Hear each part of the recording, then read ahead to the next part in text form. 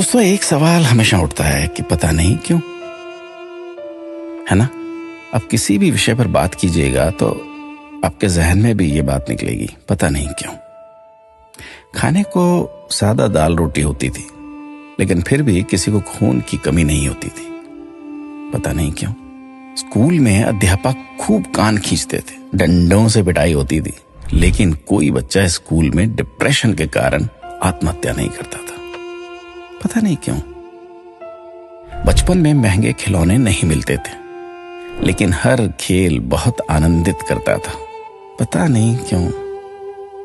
घर कच्चे होते थे, कमरे कम होते थे, लेकिन माता पिता कभी वृद्धाश्रम नहीं जाते थे, पता नहीं क्यों। घर में गाय की, कुत्ते की, अतिथि की, मेहमानों की रोटियां बनती थी, फिर भी घर का बजट संतुलित रहता था। आज सिर्फ अपने परिवार की रोटी महंगी हो गई, पता नहीं क्यों। महिलाओं के लिए कोई जिम या कसरत के लिए विशेष साधन नहीं थे, फिर भी महिलाएं पूर्ण रूप से, संपूर्ण रूप से स्वस्थ रहती थी, पता नहीं क्यों।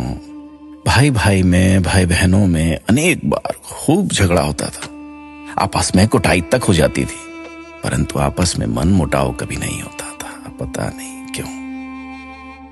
परिवार बहुत बड़े होते थे, पड़ोसियों के बच्चे भी दिन भर खेलते थे, फिर भी घरों में ही शादियां होती थी, पता नहीं क्यों।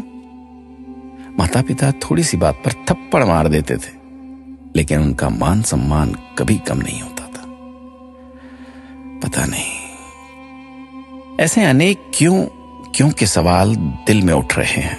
आप सभी तक इस क्यों को पहुंचाने की कोशिश कीजिए।